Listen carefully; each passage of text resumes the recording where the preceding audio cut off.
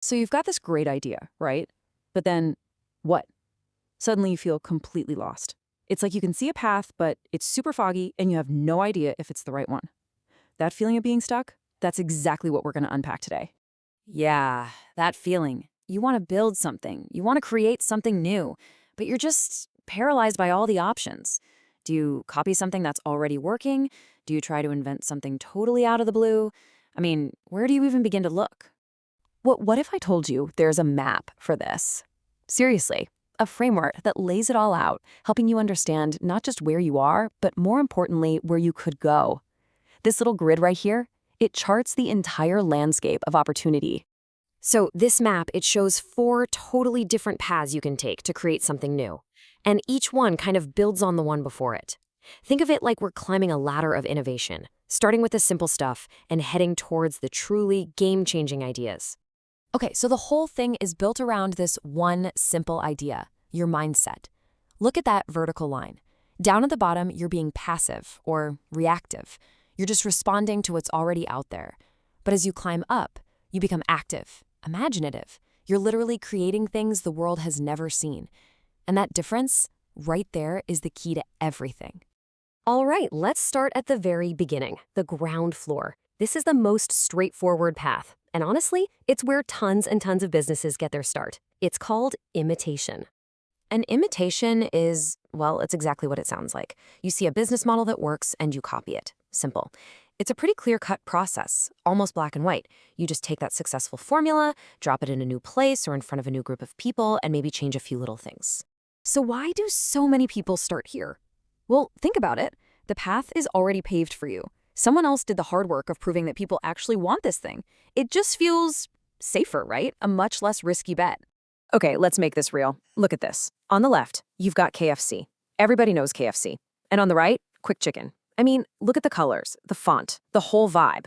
It's a straight-up copy of a winning model for a local market. And it doesn't stop there. Here's Rocket Chicken. See the pattern? Same red and yellow, same fast food idea. It's the exact same proven formula, just with a new name on the sign. And this one, this is my favorite. It just shows you how direct this can get. Konkone fried chicken, which, get this, shortens to, yep, KFC. This is the imitation strategy in its absolute purest form. All right, let's climb up to the next level of our ladder. We're moving past just copying things now. We're getting into the territory of finding those hidden gaps in the market. And this is where you have to start thinking a little harder, get a bit more analytical. So first up, we've got what are called allocative opportunities. This is all about spotting a mismatch between what people want and what's available. You know, like a brand new neighborhood that's popping up, but there's not a single good coffee shop for miles.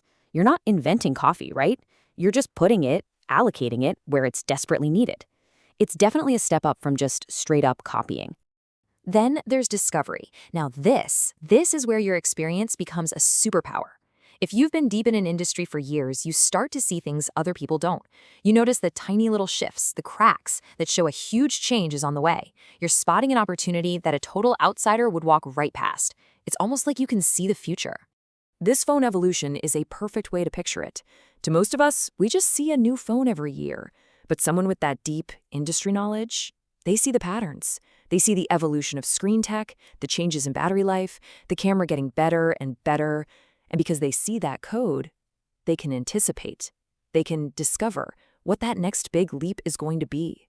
Okay, now we're climbing to the very top, the pinnacle of the ladder. And up here, we leave the old world behind. We're not finding opportunities anymore. We're not discovering them. We are building them from nothing. Yeah, just let that sink in for a second. This is where you have to be totally active, super imaginative. We're talking about creating something so new, so different, that there isn't even a market for it yet. You literally have to build the market while you're building the product.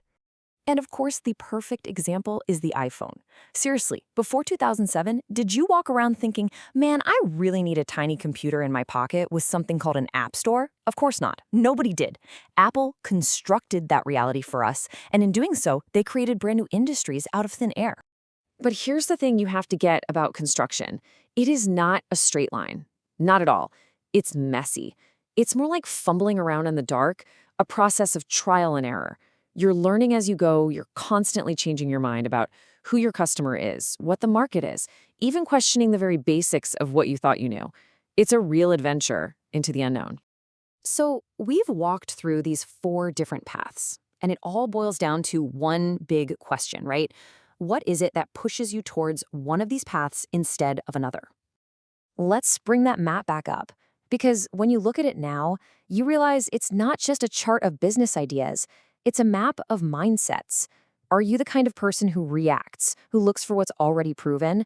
Or are you the imaginative type, the one who's dying to create something totally new? How you answer that? Well, it determines which parts of this map you can even see. So, what does it take? What are the ingredients you need to grab any of these opportunities? Well, the research points to a kind of 4-part recipe.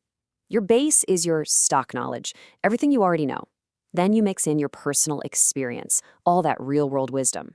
You sprinkle in fresh information as you find it. But the one thing that makes it all work, the ingredient that brings it all together, it's that entrepreneurial mindset. And that really brings us to the final question. For you, now that you've seen the map, now that you know the different paths, what are you going to do? Are you just going to wait around for opportunity to come knocking? Or will you take matters into your own hands? I love this quote from Milton Berle. If opportunity doesn't knock, build a door. And that's really the whole point, isn't it? Whether you're copying, discovering, or building something brand new, the message is the same. The best opportunities don't just show up. You have to go out and grab them. And sometimes you have to build them yourself.